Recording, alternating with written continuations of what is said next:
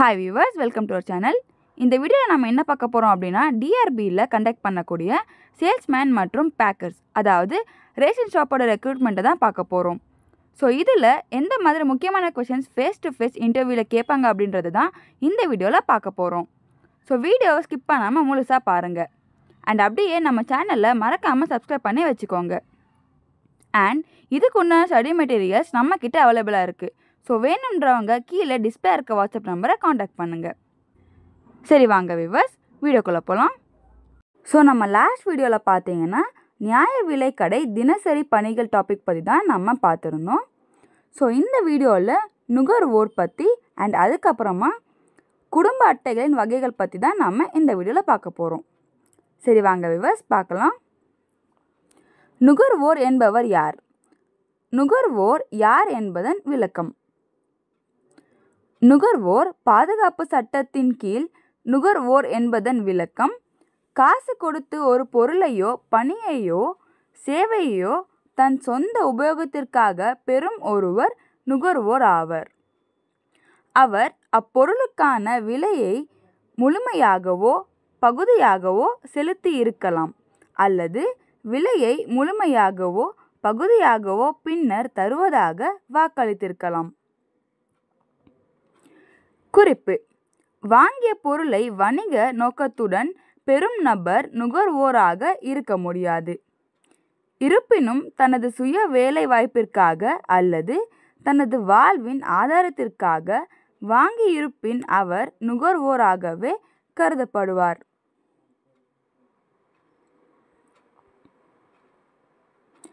அடுத்த டாபிக் பார்த்தீங்கன்னா குடும்ப அட்டைகளின் வகைகள். ரேஷன் கார்டு வகைகள்.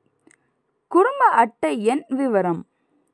தமிழகம் முழுவதும் தற்போது பழைய குடும்ப அட்டைக்கு பதிலாக ஸ்மார்ட் ரேஷன் கார்டு எனும் புதிய குடும்ப அட்டை மத்திய அரசாங்கத்தால் வழங்கப்பட்டுள்ளது. பொதுமக்களின் மிக முக்கிய அடையாள ஆவணமாக இருந்து வருகிறது ரேஷன் ஸ்மார்ட் கார்டு. தமிழ்நாட்டில் 5 வகையான ரேஷன் அட்டைகள் உள்ளன.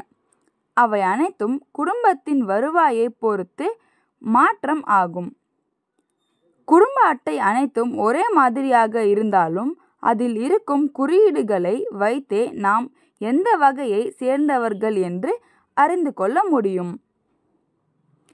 இந்த குடும்ப அட்டை மூலம் தமிழ்நாட்டு மக்கள் அவர்களுக்கு தேவைப்படும் பல அத்தியாவசிய பொருட்களை ரேஷன் கடைகள் மூலம் குறைந்த விலையில் வாங்கி வருகின்றனர்.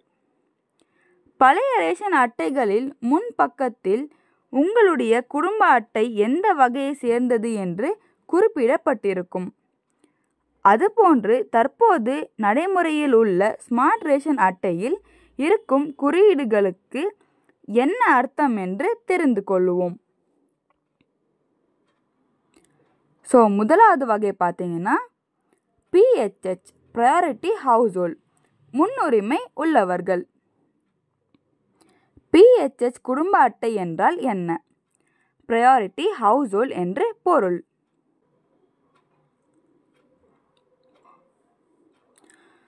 இரண்டாவது வகை பார்த்தீங்கன்னா PHHAAY ப்ரையாரிட்டி ஹவுஸ்ஹோல்ட் அந்தியோதய அண்ணா யோஜனா வறுமை கோட்டிற்கு கீழ் உள்ளவர்கள். PHHAAY குடும்ப அட்டை என்றால் என்ன? ப்ரையாரிட்டி ஹவுஸ்ஹோல்ட் அந்தியோதய அண்ணா யோஜனா கார்டு என்று பொருள். இந்த PHHAAY எனும் குறியீடு உள்ள குடும்ப அட்டை வறுமை கோட்டிற்கு கீழ் உள்ளவர்களுக்கு வழங்கப்படும். இந்த பிரிவில் உள்ளவர்களுக்கு 35 கிலோ அரிசி குறைந்த விலையில் வழங்கப்படும். சரி ஓகே வியூவர்ஸ், அவ்வளோதான். இதோட கண்டினியூட்டியை நம்ம நெக்ஸ்ட் வீடியோவில் பார்க்கலாம். ஸோ இந்த வீடியோ உங்களுக்கு பிடிச்சிருந்தா அண்ட் யூஸ்ஃபுல்னு தோணியிருந்தால் மறக்காமல் அந்த லைக் பட்டனை தட்டி விட்டுருங்க. அப்படியே நம்ம சேனலையும் சப்ஸ்கிரைப் பண்ணி வச்சுக்கோங்க. அண்ட் இந்த ஸ்டடி மெட்டீரியல்ஸ் வேணுன்றவங்க கீழே டிஸ்பிளே இருக்க வாட்ஸ்அப் நம்பரை காண்டாக்ட் பண்ணுங்கள். தேங்க்யூ.